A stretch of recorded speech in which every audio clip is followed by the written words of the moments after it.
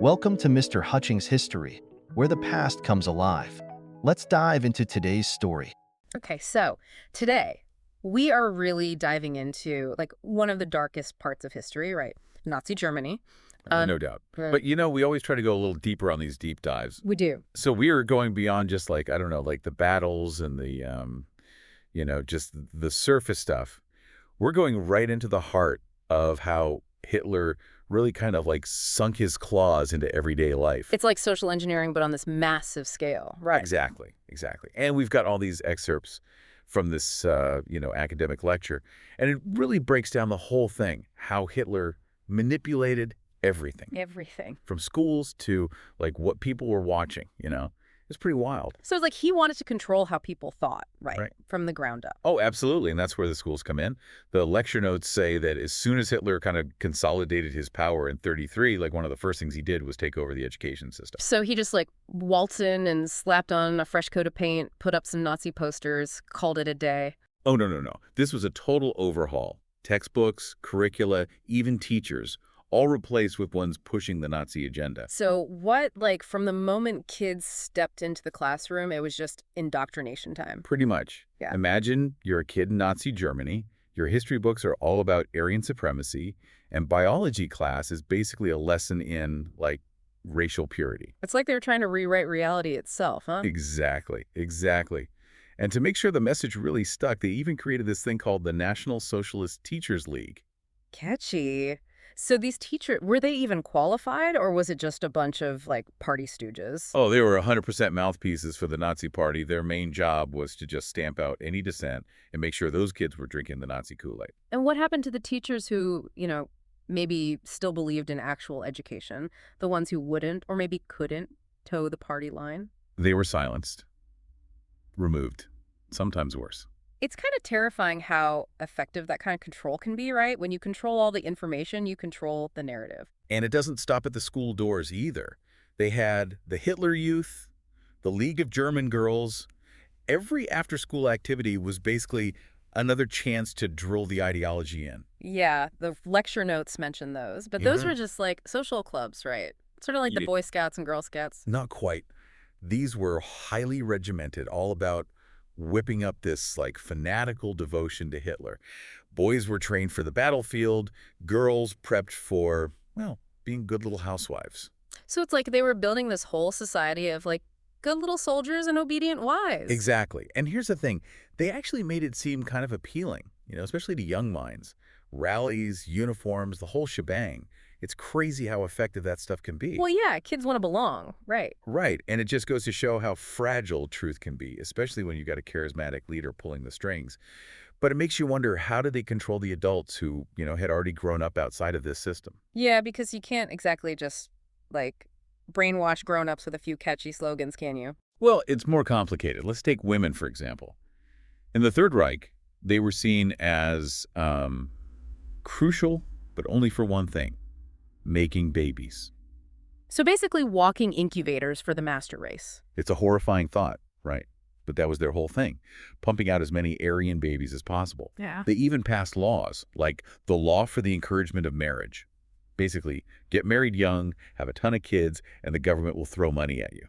Didn't they give out medals for that, too? The Mother's Cross, yeah. Hmm. Bronze for 4 or 5 kids, silver for 6 or 7. You hit 8, boom, you get the gold. It's like they turned motherhood into some kind of, like, twisted competition. And it didn't stop there. They shut women out of higher education, made it harder for them to have careers. It was all about pushing them back into the home. It's basically back to the kitchen, barefoot and pregnant. Pretty much. And this obsession with racial purity, it was everywhere. It really was the foundation of their entire ideology. And nowhere is that more evident than in their treatment of anyone they deemed, undesirable. And the lecture notes really don't hold back on the details. It's horrifying. So they're obsessed with racial purity, but like, how do they actually put that into practice? I mean, how do they go from, just this twisted idea to actually persecuting people? Well, it became law. The Nuremberg Laws of 1935. Yeah, those were... They stripped Jewish people of their German citizenship. Just like that. They were stateless. Gone. They also made it illegal for Jews and non-Jews to marry or even, have relationships. It's crazy how they just, like, codified this hatred into law. And it wasn't just some abstract thing. These laws, they set the stage for everything that came after. Yeah, the Holocaust. The dehumanization, they just... And it wasn't just Jewish people, right? Oh, absolutely not. Roma people were targeted, people with disabilities, anyone who disagreed with the Nazis. Did anyone who didn't fit their mold. Right. It's important to remember the Holocaust, as horrific as it wasn't the only example of Nazi brutality. Right.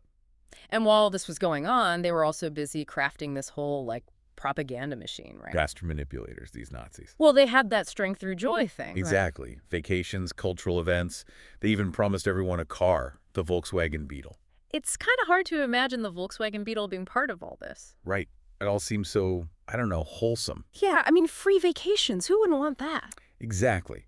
It was all about creating this illusion of a happy, prosperous Germany, everyone united. But it was all fake. Built on, well, horror. Exactly. A classic tactic of authoritarian regimes. Keep them happy, keep them distracted. And it worked. For a while. For a while. But think about building a house on sand. It eventually crumbles. And that's what happened with the Nazis. I mean, they did lose the war.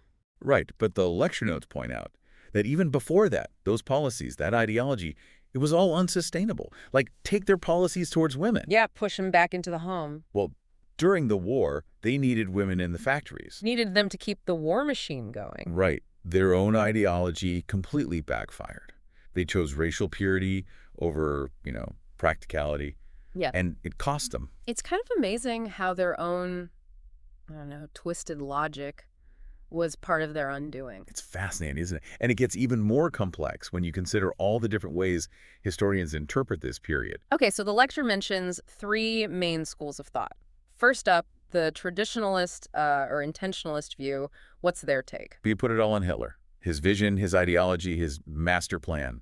So, like, he was the puppet master and everyone else was just, dancing to his tune. Pretty much. Everything was part of his grand plan for a racially pure Germany. And the failures, the horrors, it was all because of him. In their view, yes. It's kind of hard to wrap your head around one person having that much influence. It is. But then you have the structuralist or functionalist view. They see it a little differently. So less about Hitler, more about the system itself. Exactly. They say those policies, they weren't always part of some master plan. It's more like everyone was just making things up as they went along. Well, not quite. They point to the power struggles within the Nazi Party, the different factions. So it was more chaotic than we might think. Much more. Those policies, sometimes they were a result of, internal politics, not just Hitler's ideology. Interesting. So a little messier than the whole evil mastermind thing. What about the third view, the Marxist take? Well, they see it through the lens of class struggle. For them, those policies were all about controlling the working class. So even strength through joy with its free vacations and all that? It was a way to keep the working class happy and distracted so they wouldn't, revolt. Clever. Or, well, insidious, I guess. And this whole obsession with racial purity. The Marxists say that was just a way to divert attention from class inequality. So instead of being angry at the rich, they were angry at, everyone else. Exactly. Classic divide and conquer. And the Nazis, they knew how to exploit those divisions. It's also, interconnected. You've got ideology, power struggles, class warfare. Right. It's a lot to unpack. That's it. And it just goes to show history is rarely simple. Yeah. Black and white, it is not. It's heavy stuff, for sure. Like, we've really gone from, messing with school books to, the horrors of the Holocaust. It really makes you think, doesn't it?